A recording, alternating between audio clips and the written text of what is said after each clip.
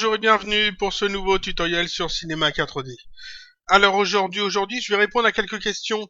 Je vais faire ça donc de manière à ce que je vais pas faire comme d'habitude. Je vais pas prendre une question à la fois. Je pense, je vais tout grouper en fait dans une même manipulation. Donc, on va essayer de faire une vidéo pas trop longue parce que je peux pas faire une vidéo d'1 heure et demie toutes les semaines. Ça fait beaucoup. Il faut que je revienne un petit peu sur un format de 30 minutes. Ce serait bien, 25-30 minutes, ce serait pas mal. Qu'est-ce que j'ai eu comme question que j'ai mis de côté et que j'avais envie de réaborder aujourd'hui? Comment ajouter un raccourci sur une fonction? C'est une question qui m'a été posée il y a pas très longtemps. En fait, c'était pas vraiment la question qui m'avait été posée, mais j'ai j'ai parlé de ça en même temps qu'en répondant à une autre question. Donc c'est pas mal. J'ai mis ça de côté parce qu'en fait, c'est une question qui peut venir des personnes les plus débutantes parce que c'est pas forcément quelque chose qu'on fait souvent. C'est pas souvent dit dans les tutoriels, donc c'est bien de pouvoir montrer ça. Ensuite, comment... Ah oui, j'avais fait un tutoriel il y a plusieurs années sur l'importation des modèles 3D dans Cinema 4D. C'est-à-dire que j'avais montré qu'on pouvait aller sur des sites comme 3D Archive ou d'autres sites, hein, télécharger des modèles tout faits, les charger dans Cinema 4D. J'avais montré que il fallait parfois réarranger un peu pour les textures parce que des fois ils se placent pas correctement, des fois il faut modifier un petit peu les textures. Et puis ce tutoriel-là a apporté pas mal de questions en fait de la part de pas mal de débutants. Beaucoup de gens me demandent assez régulièrement par message privé comment on fait par exemple pour ouvrir, c'est la question qui revient le plus souvent, pour ouvrir la porte d'une voiture. C'est-à-dire que les personnes vont aller télécharger des véhicules sur des sites de téléchargement, ils les chargent dans Cinema 4D, ça fonctionne bien, c'est super, on a une super bagnole dans Cinema 4D, sans avoir à la modéliser ni rien. Et puis ces personnes-là aimeraient bien quand même que tout ça soit animable, donc ils aimeraient bien par exemple ouvrir le capot, ouvrir la portière, que les roues tournent, etc. Mais seulement le modèle n'est pas toujours conçu pour. Des fois le modèle n'est pas du tout conçu pour ça. Des fois c'est juste un modèle, soit pour du jeu vidéo qui est plus du low poly et puis qui va être mis dans un coin qui sert à meubler un fond par exemple, ou alors c'est un modèle où on n'a pas prévu qu'on puisse ouvrir les voitures, tout est soudé en un seul mesh, en un seul maillage, et ça pose problème. Et il y a une question dans le même genre qui m'a été posée il y a pas très longtemps sur un sous-marin, une personne qui voulait mettre un sous-marin dans une scène, il a téléchargé le sous-marin, mais seulement pour faire tourner l'hélice du sous-marin, par exemple, il est embêté parce que euh, l'hélice est partie intégrante du maillage. Il n'y a qu'un seul élément dans tout le maillage, dans toute la scène.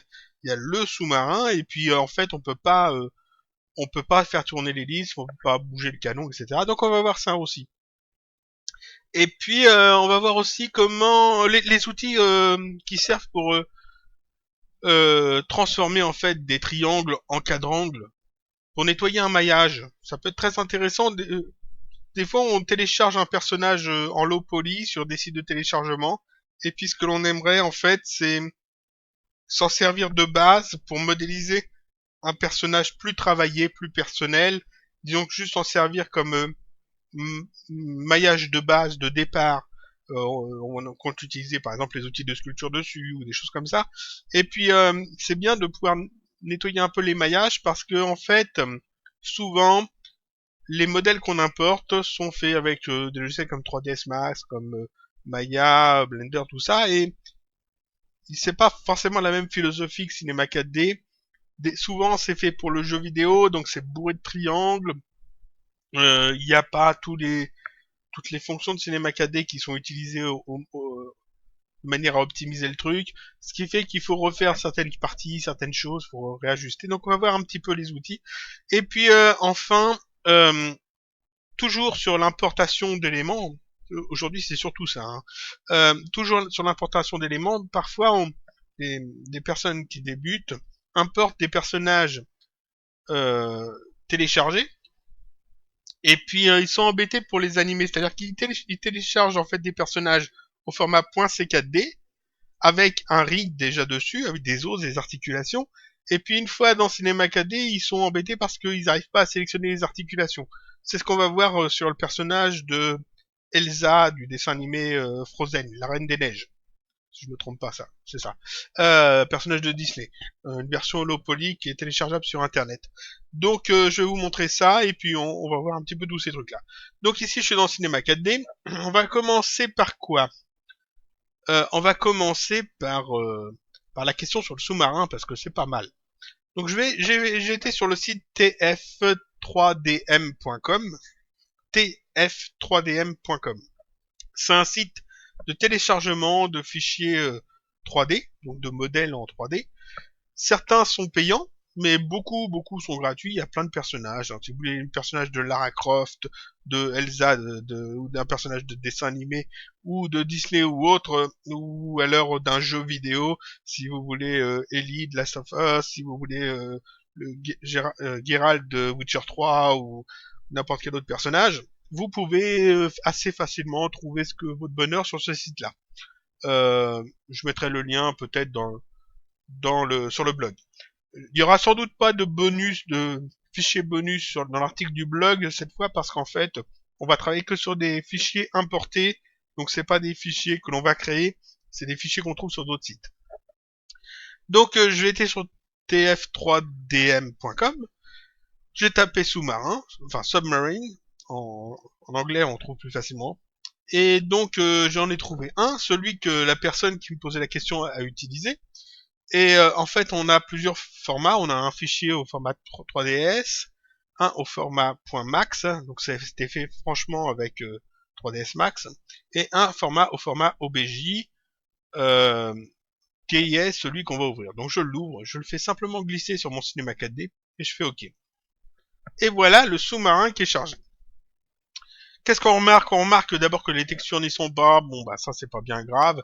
Je l'avais déjà expliqué, hein, le format OBJ pose parfois des soucis. C'est-à-dire que dans Cinema 4D, ça importe pas les textures. On est obligé d'ouvrir la texture. Alors, il y a un script qui permet de le faire automatiquement. Il y a des plugins aussi. Bon, là c'est pas bien gênant. J'ai juste à retirer ça, à aller dans la couleur. Et ici, je charge l'image, la texture qui est fournie avec le fichier. Voilà, j'en prends, il y a trois couleurs. Je prends celui-là. Et quand on fait un rendu, c'est beau. C'est beau, c'est bien. Enfin non, c'est pas beau. C'est pas beau, c'est du low poly. C'est-à-dire que là, vous voyez, par exemple, ici, on voit clairement que ça fait tout droit ici, c'est pas joli. Euh, donc on va mettre ça dans un HyperNerves.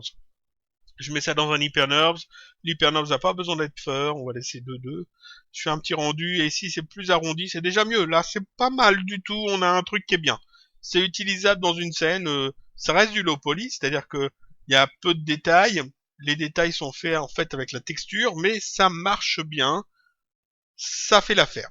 Ça fait l'affaire, et la personne donc qui me pose la question a fait ça en fait. Je sais pas si elle l'a mis dans un hyperlink, je pense pas. Mais elle a fait ça, et puis en fait, ce qu'elle aimerait, c'est que ici, l'hélice, je désactive l'hyperlink temporairement, l'hélice ici, elle aimerait la faire tourner. Oui, mais on a importé un fichier, on n'a qu'un seul élément ici. L'hélice n'est pas séparée du reste. Comment je fais pour faire tourner l'hélice? Ah, je suis embêté. Je suis embêté. Et ça, c'est le cas pour beaucoup de modèles. C'est-à-dire qu'une voiture, vous allez avoir une voiture, puis on veut sélectionner la porte pour l'ouvrir, puis quand on clique sur la porte, ça sélectionne toute la voiture. Parce qu'en fait, tout est en un bloc. C'est pas toujours le cas, hein. Des fois, c'est plusieurs blocs, mais pas forcément les blocs qui nous intéressent. Et là, on est embêté. Alors, en fait, souvent, les éléments sont séparés, mais sont regroupés en un seul élément. C'est bizarre, dit comme ça. En fait, ils sont pas soudés, c'est ça que je veux dire. Ici, l'hélice, elle est totalement séparée du reste, elle n'est pas soudée au reste. Dans ce modèle-là particulier, hein, ça pourrait être le cas dans un autre modèle, mais ici, elle est pas soudée au reste. Je peux donc ici passer en mode polygone. Tac. Et alors je pourrais sélectionner tous les polygones. Alors, petite sélection. Sélectionner tous les polygones comme ça de l'hélice. Là, il faudrait bien tous les sélectionner sans en oublier un seul. Ah, c'est fastidieux, c'est chiant, puis après on va en sélectionner qu'il faut pas. Non, c'est pas bien. Il y a un outil de sélection qui est super pratique pour ça. C'est la sélection de remplissage, par remplissage.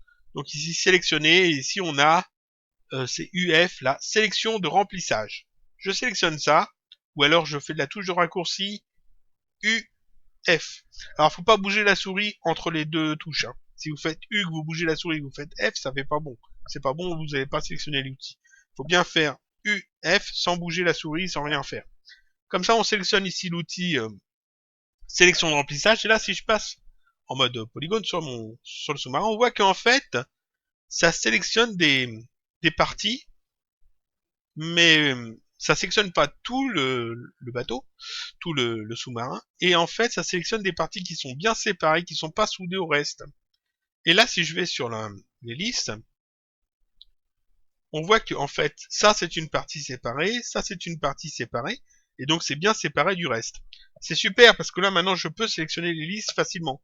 Je clique là-dessus, tac, j'appuie sur la touche majuscule et je sélectionne cette partie-là, tac, comme ça j'ai sélectionné toute l'hélice. Ouais, super. À quoi ça m'avance? Ici l'hélice ne tournera toujours pas parce qu'en fait elle est toujours partie intégrante du cylindre ici, cylindre 09, c'est-à-dire du reste du sous-marin. Donc je vais la détacher du sous-marin, je vais créer un nouvel objet à partir de cette sélection. Je vais dans maillage, commande, et je fais ici scission. La touche de raccourci c'est UP. UP. Je clique dessus, tac. Ça me crée un autre élément ici, qui a le même nom. C'est un peu perturbant, mais enfin. Le premier sélectionné, c'est celui, de toute façon c'est celui de base. Hein. Je le garde sélectionné, je vais faire supprime pour supprimer en fait l'hélice qui est sélectionnée. Là, on a l'impression qu'elle n'a pas été effacée, mais en fait, si, elle a été effacée. Ce que l'on voit ici, c'est le deuxième élément, celui qui est là. Tac. Si je le cache, vous voyez que là, j'ai bien supprimé l'hélice. Mais avant, j'avais fait scission, donc j'avais créé, en fait, une hélice supplémentaire. Ça fait un truc tout chelou, ici, tout bizarre. On voit des trucs noirs. Il y a des polygones qui sont plus sombres. En fait, il y a un problème avec les normales ici.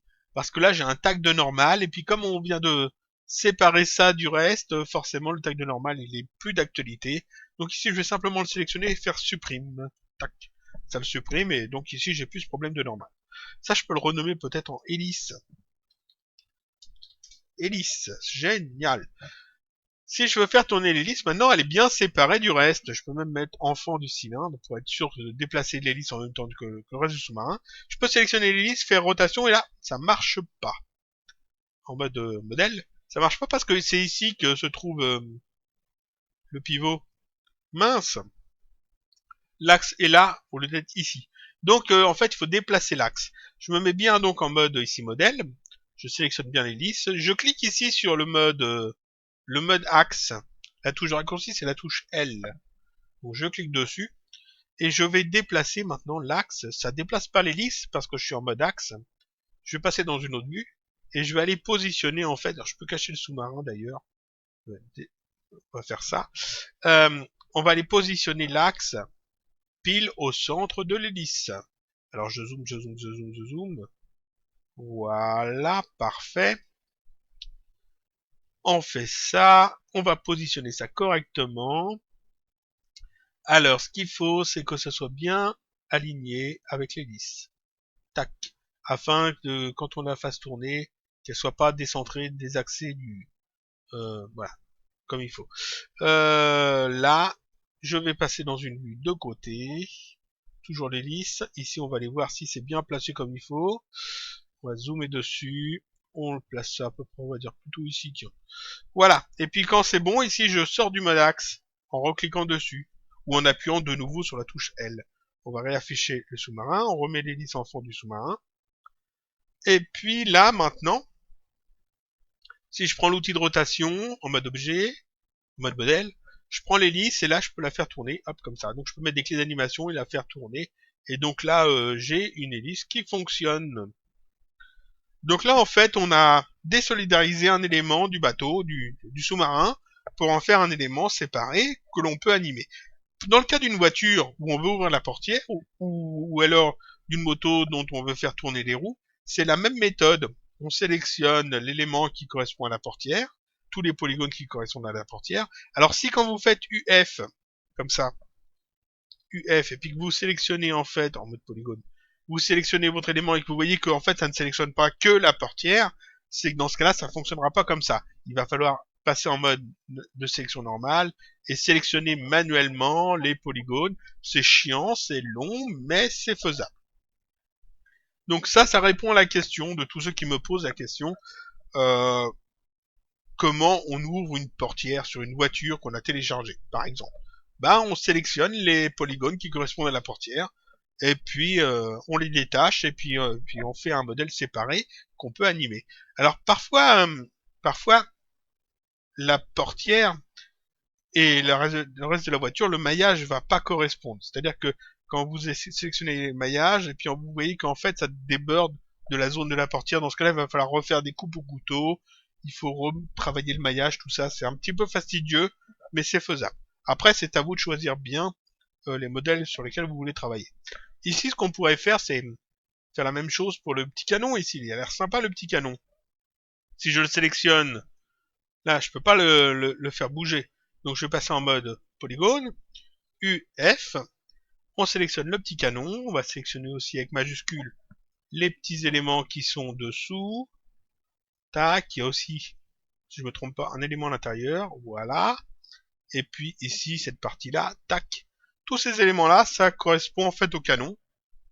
Donc j'ai tous sélectionné, maillage, commande, scission, après je fais, alors forcément ça va faire un double de tout, c'est pas grave, je fais supprime, ça me le supprime, là le double, alors j'ai pas besoin du double de l'hélice, le double ici c'est le canon, je vais le renommer, canon, on n'a pas besoin ici du tag des normales, voilà, parfait, et donc là, je vais passer en mode modèle, le mode axe, je vais aller chercher où est-ce qu'il se trouve l'axe, il est là, et je vais le positionner correctement sur le canon.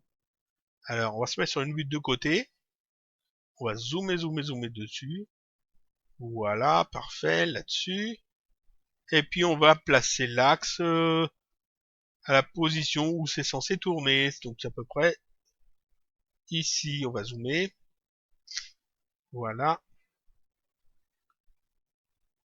ici, alors un petit peu plus bas, tac, parfait, et puis là, un peu plus comme ça, je fais un peu de l'à peu près, hein, on va aller assez vite, on va rester des heures dessus, je pense que vous avez compris le principe, donc voilà, je sors du mode axe, et donc là, le canon, maintenant, en mode modèle, il est possible de le faire bouger. On peut le faire bouger comme ça, mais on voudrait le faire aussi bouger sur l'axe vert ici. Donc dans ce cas-là, on reprend ici notre sous-marin.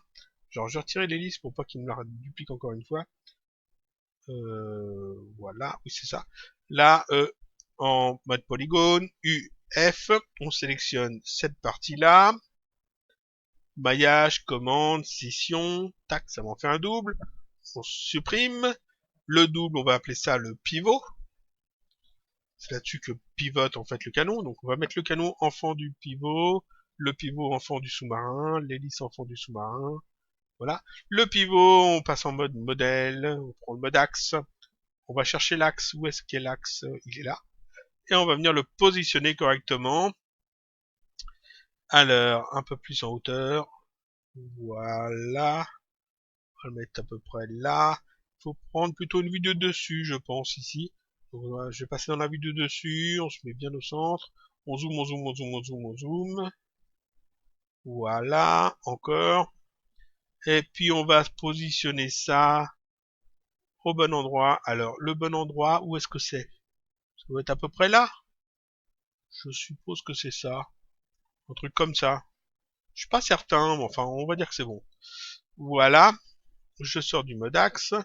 Donc là, normalement, si je passe en mode modèle, je sélectionne le pivot, je vais pouvoir le faire tourner comme ça. Ouais, génial.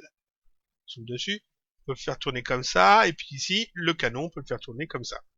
Et vous voyez qu'en fait, ici, un modèle qui était à la base pas prévu pour être animé, on vient de le transformer de manière à ce qu'il soit possible de l'animer.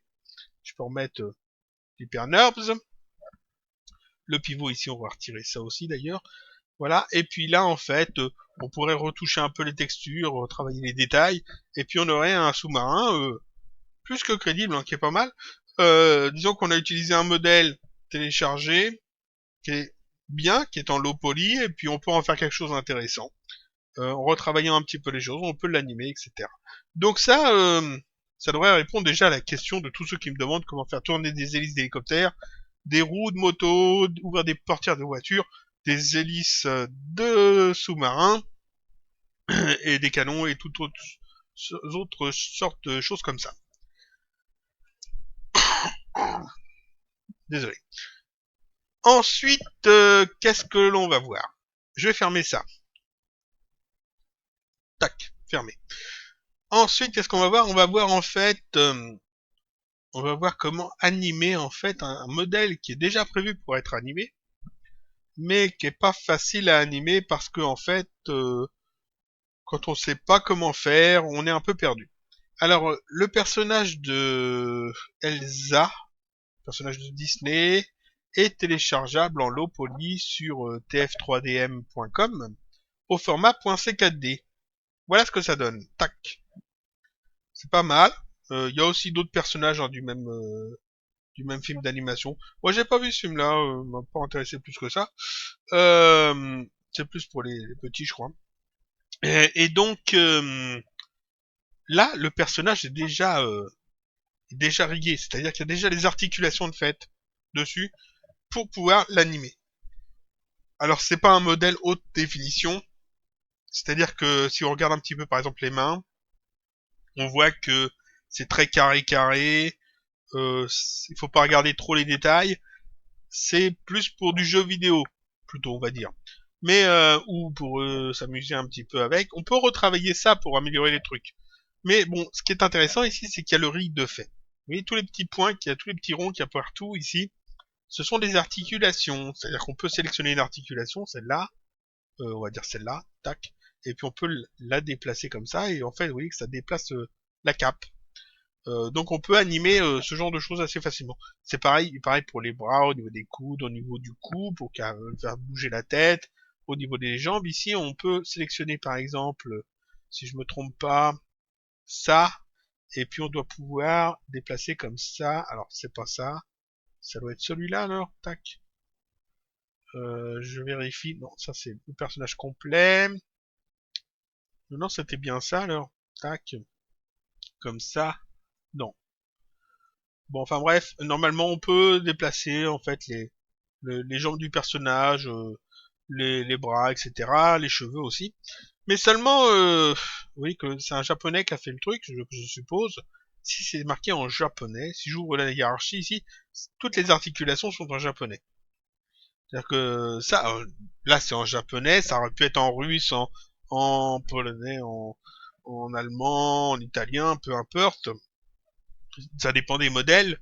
Ici c'est du japonais, c'est pas forcément facile de s'y repérer, savoir laquelle de ces articulations correspond par exemple au coude là, pour pouvoir tourner le bras. Donc on va sélectionner l'articulation, elle correspond à celle-là, on va descendre dans la liste. Alors tout ça, ça va être la robe, c'est pas bon, on va beaucoup plus loin.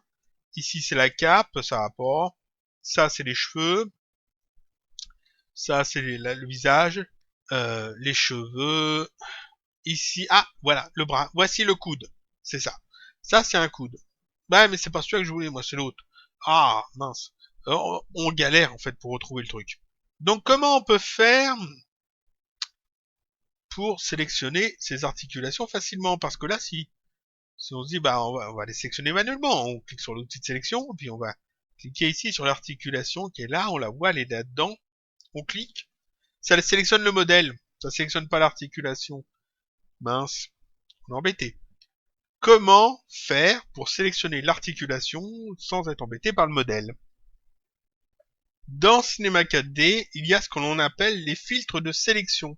Alors j'en avais déjà parlé dans une vidéo, je crois. Bah, il y a un bout de temps, mais puis forcément, c'est un peu perdu dans le lot de vidéos que j'ai fait, donc tout le monde n'est pas forcément au courant. Les filtres de sélection permettent de dire je veux sélectionner, je veux pouvoir sélectionner dans Cinema 4D que certains éléments. Je veux par exemple pas sélectionner les polygones, je veux sélectionner que les articulations. Comment on fait ça? On va ici dans le menu sélectionner, et ici on a filtre de sélection. Et vous voyez que par défaut, tout est sélectionnable, tout est coché. Moi, je veux ici que les articulations. Donc, je vais faire aucune pour tout désélectionner, tout décocher. Là, je peux plus rien sélectionner du tout dans Cinema 4D. Hein. C'est totalement inutile ici, on peut plus rien faire. Je retourne dans sélectionner, filtre de sélection, et ici je coche articulation. C'est donc le seul qui est coché ici. Et comme c'est le seul qui est coché, c'est le seul qui est sélectionnable. On peut sélectionner que des articulations. Donc si je zoome là sur le coude, je clique ici, tac, ça sélectionne l'articulation du coude. Et donc là, avec l'outil de rotation, je peux faire bouger le bras. Tac.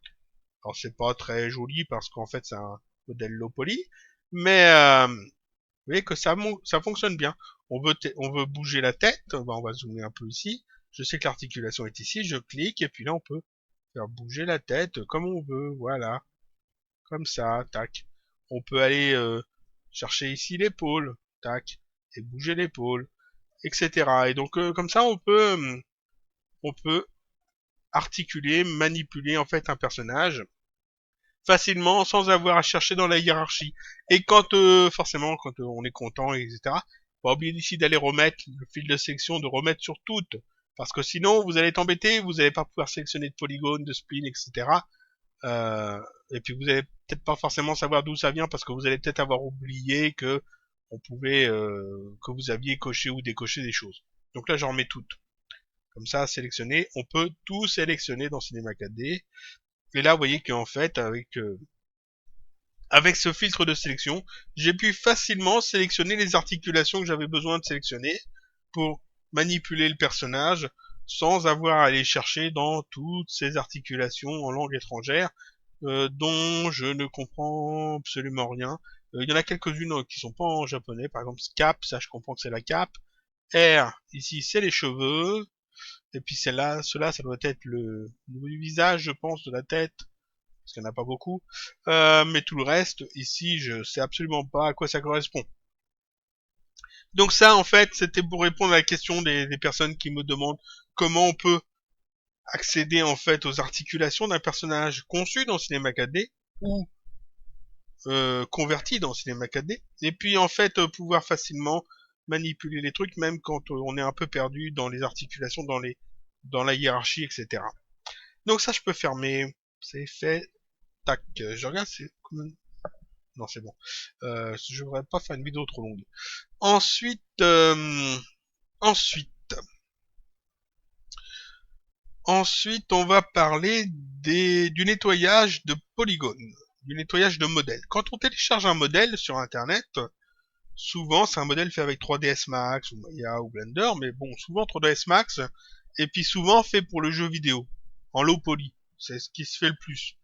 Et donc, les modèles sont bourrés de triangles, les outils spécifiques à Cinema 4D ne sont pas utilisés, on n'utilise pas les cloneurs, on n'utilise pas tous les déformateurs, etc., qui seraient bien pratiques, qui nous simplifieraient les choses, parce qu'en fait, ça a été fait avec un autre logiciel, et puis ça a été fait sur la base d'un autre logiciel. Et puis des fois, on aimerait télécharger un personnage tout fait, et puis le modifier pour en créer un plus personnel, ou pour faire une animation peut-être juste pour parce qu'on est fan d'un personnage, ou parce qu'on a envie de le mettre en scène, etc. Alors, comment on peut faire pour transformer tous ces vilains triangles en quadrangles? Comment on peut faire pour nettoyer un maillage qui est pas forcément beau, et puis obtenir quelque chose qui est moins lourd à calculer, qui est plus propre, qui sera plus facile à travailler, à retravailler, à modifier, à améliorer. Bref, comment on fait pour transformer les triangles en cadrans, comment on fait pour nettoyer un maillage. Je vais prendre un modèle que j'ai de côté. C'est le personnage Shina de Tale of Symphonia. Ce personnage-là, là, je montre bien ça. C'est un personnage de jeu vidéo.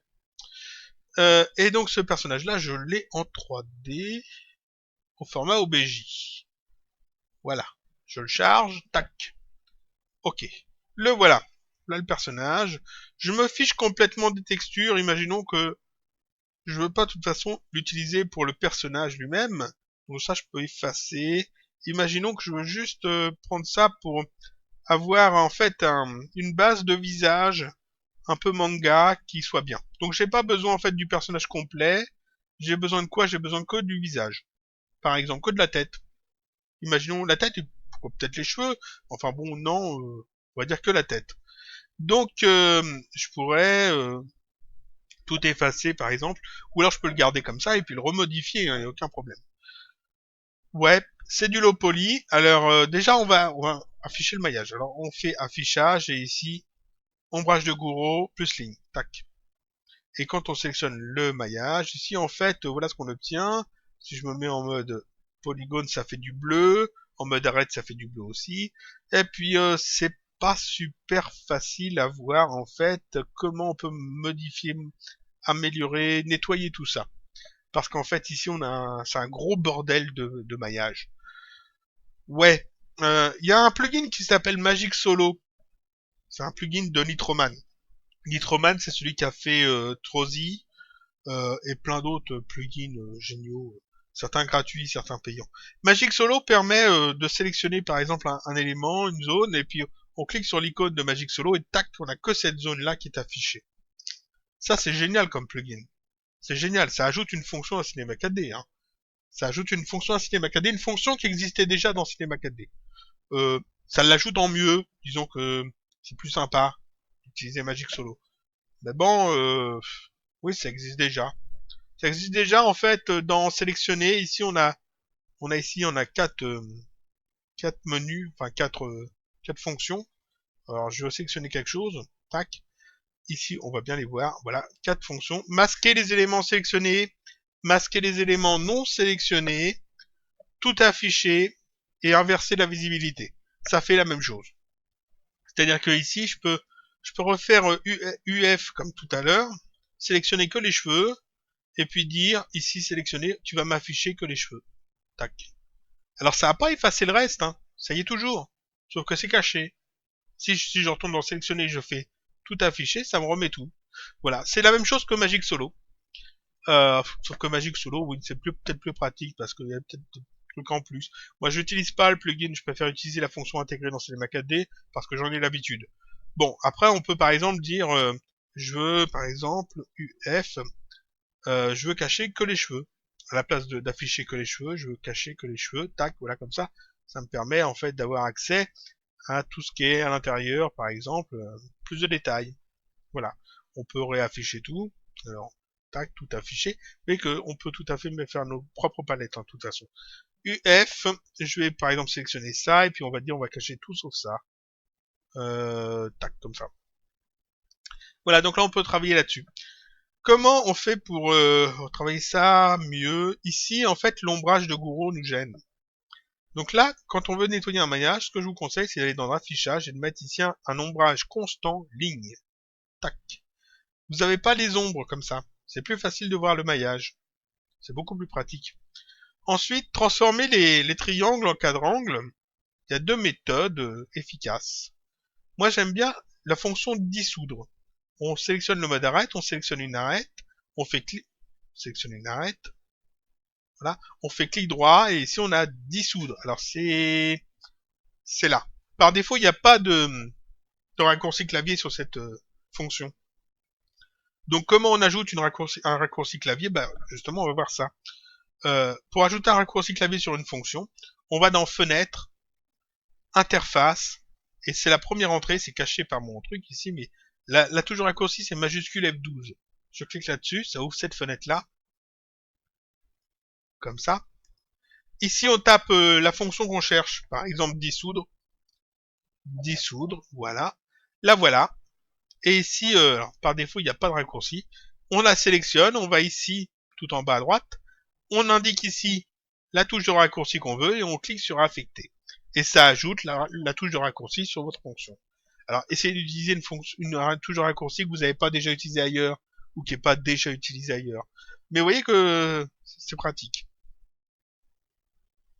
Donc là, on peut ajouter assez facilement en fait des raccourcis clavier sur à peu près tout et n'importe quoi. Même si je veux le faire sur, par exemple, un plugin, si je veux le faire sur Trozy, je peux cliquer ici Trozy. Ici, j'ai choisi, et ici je peux sélectionner celui que je veux, et mettre un raccourci clavier, faire affecter, ça fonctionne. C'est super pratique. Donc ça, pour ajouter un raccourci clavier, on a vu comment faire. Là, parfait, parfait. Donc moi j'avais rajouté donc une touche du clavier pour faire ce raccourci clavier là. C'est très bien. Donc la fonction dissoudre permet donc de sélectionner des arêtes et simplement de les faire disparaître. C'est-à-dire que je peux par exemple sélectionner, alors autour de l'œil par exemple, il faut que ça fasse une boucle. Je peux sélectionner donc cette arête là, celle-là, celle-là. Ensuite celle-là. Alors c'est celle-là ou celle-là? Celle-là plutôt. Tac, celle-là. Ensuite, je regarde ce que ça donne. Cette boucle-là. Cette boucle-là. Pas cette boucle, cette arête-là. Voilà, je regarde un petit peu ce que ça donne. Ici, je crois que c'est pas bon. Ça, c'est pas bon. Il faut que ça fasse ça. Non, c'est plutôt ça. C'est pas évident. C'est pas évident. Après, ça dépend vraiment du maillage. Donc, on va essayer de faire notre partie plus simple pour le moment. Et puis, on reviendra autour de l'œil après. Ça, c'est plus facile. Tac, tac. Tout ça, on sait qu'on peut les retirer. Donc, vous voyez que là, ici, en fait, je peux sélectionner plusieurs arêtes en même temps. Je peux sélectionner plusieurs arêtes en même temps. Et puis, une fois que j'en ai sélectionné plein, donc ça me permet d'aller très vite, j'utilise la touche de raccourci où je fais clic droit à dissoudre, et tac, je supprime en fait les arêtes qui me gênent. Et je transforme les triangles en quadrangles. Ce qui me permet de travailler très vite. Là, je sais que cette arête-là, c'est sûr que je l'efface. Celle-là aussi, celle-là aussi. Tac. Ensuite, ici, celle-là, c'est sûr qu'on l'efface. Tac. Celle-là, c'est sûr qu'on l'efface. Ensuite, ici, il faut que ça descende comme ça. Donc celle-là, on l'efface. Ensuite, on va effacer celle-là. Ensuite, ici, on arrive là, on efface. Je pense que c'est celle-là qu'on va effacer. Non, c'est celle-là. Voyons, voyons. Non, c'est bien ça. Tac. Et ici, il y a un problème. Bon, faudra retravailler le maillage de toute façon, donc c'est un petit peu difficile de retrouver exactement où est-ce qu'il faut que ça tourne correctement. Parce qu'après, on efface ça, on efface ça, on efface ça. Celle-là, on peut l'effacer. Ouais, c'est pas top top. Bon, je peux revenir en arrière et je vais montrer une autre méthode.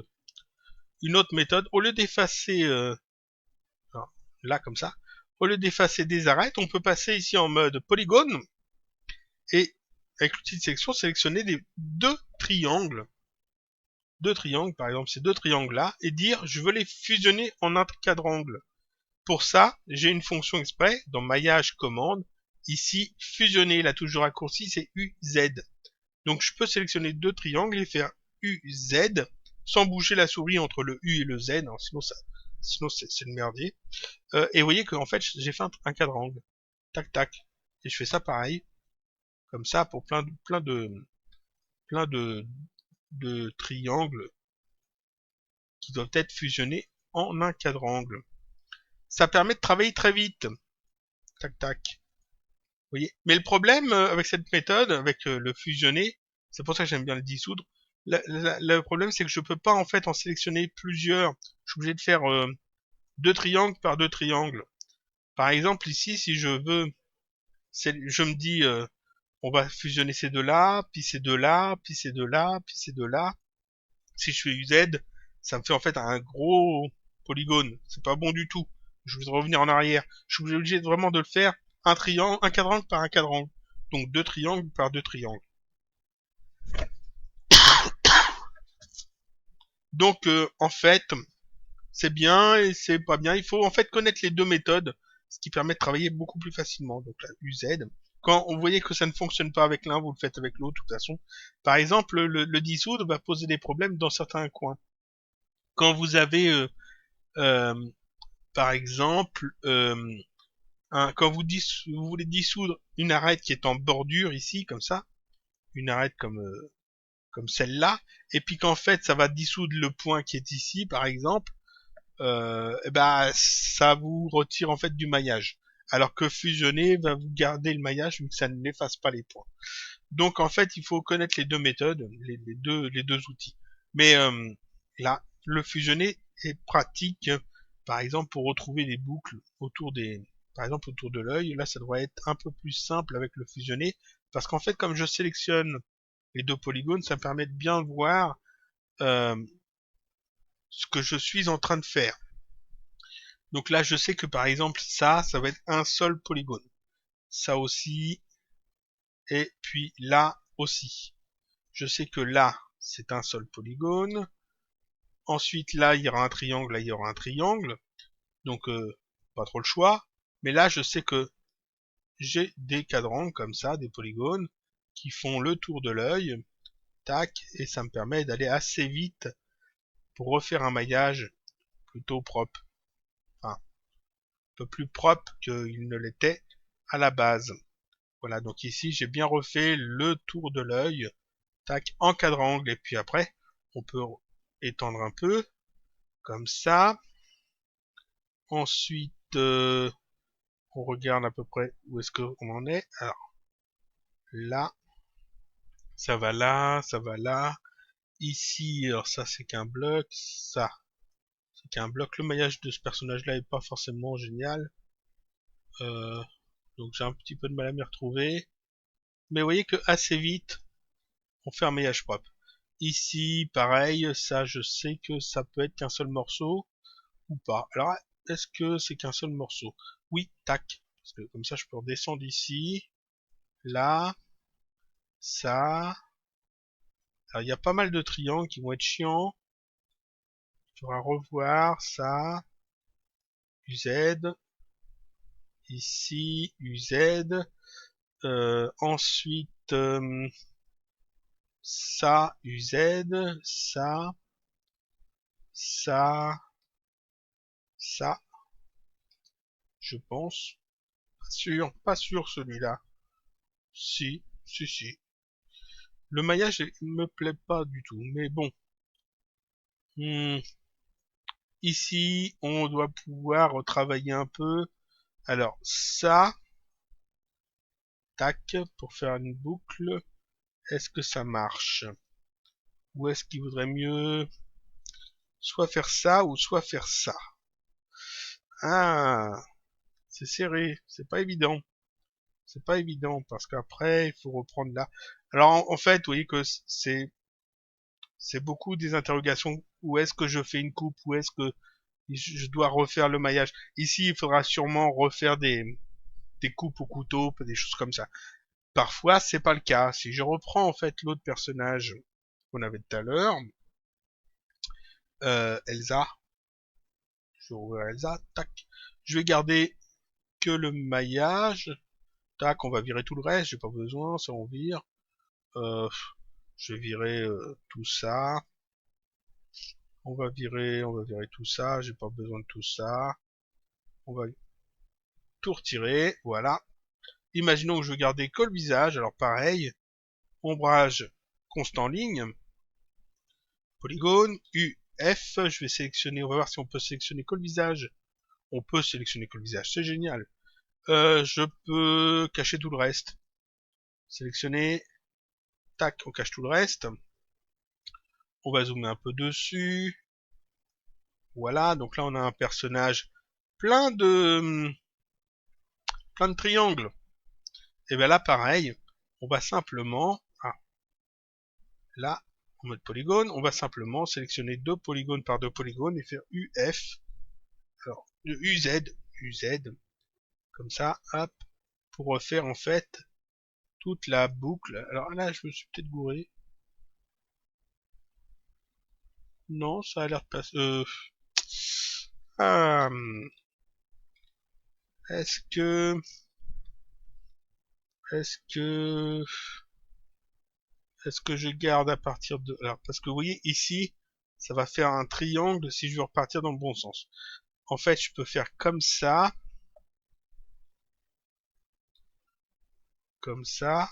et ici je vais être embêté Non, ça peut aller.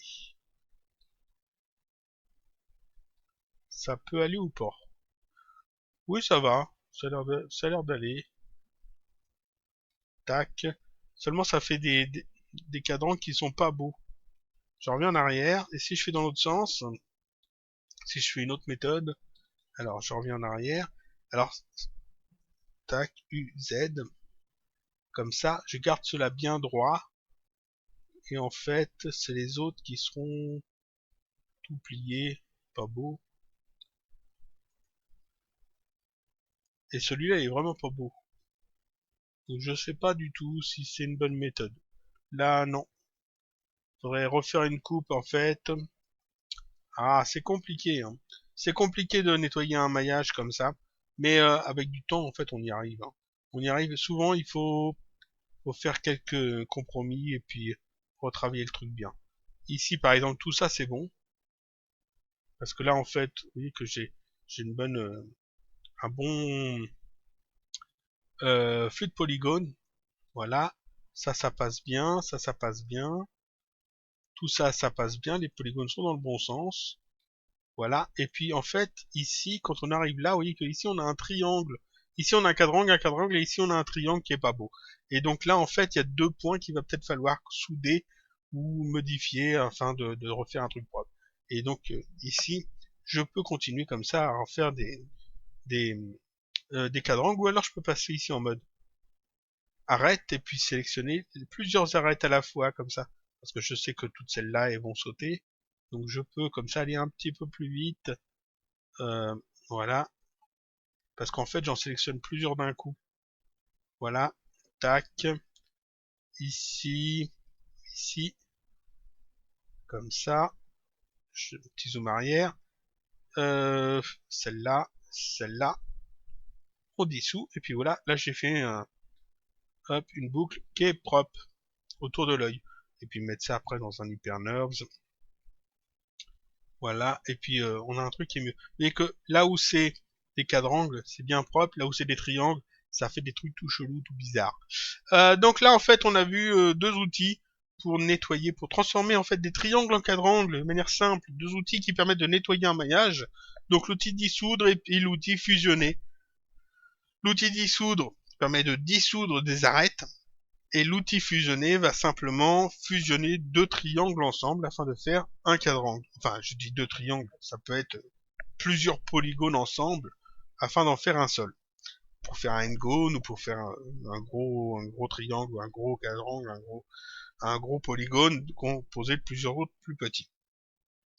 Donc, qu'est-ce qu'on a vu? Alors ici, on a vu euh, les raccourcis, on a vu nettoyer un maillage, on a vu qu'on pouvait utiliser la fonction scission pour désolidariser un élément d'un maillage. On a vu qu'on pouvait utiliser UF pour faire une sélection de remplissage afin de sélectionner seulement des portions d'un polygone. Et on a vu ici les outils masquer les éléments sélectionnés, masquer les éléments non sélectionnés, tout afficher et inverser la visibilité. À noter que ça, vous pouvez tout à fait vous faire une petite palette d'outils. Par exemple, on fait un truc comme ça, si je me trompe pas. Alors, faire majuscule F12, c'est plus simple. Voilà, majuscule F12. On clique ici sur nouvelle palette. On va faire ici masquer, masquer, et on retrouve les éléments qu'on a besoin. Alors, masquer les éléments, alors je retrouve les mêmes, c'est bien. Ici, masquer les éléments sélectionnés, masquer les éléments non sélectionnés. Donc c'est celui-là et celui-là. Donc on va les mettre là. Ah, on les met là. Tac. Ici, tac. Ensuite, alors oui, il y en a d'autres en plus. Ici, tout afficher et inverser la visibilité. Alors tout afficher, tout afficher. Alors c'est lequel? Bon, je me gourre. Tout afficher, c'est celui-là. Annule le masquage d'éléments, c'est ça. Tac. Je peux le mettre là. Et l'autre, c'est inverser la visibilité. Inverser la visibilité. Je pense que c'est celui-là. Je vérifie. Ouais, c'est ça. C'est bien ça, hein. Oui, c'est ça. Inverser, là, c'est la visibilité. Je l'ajoute ici, tac. Je peux fermer ça.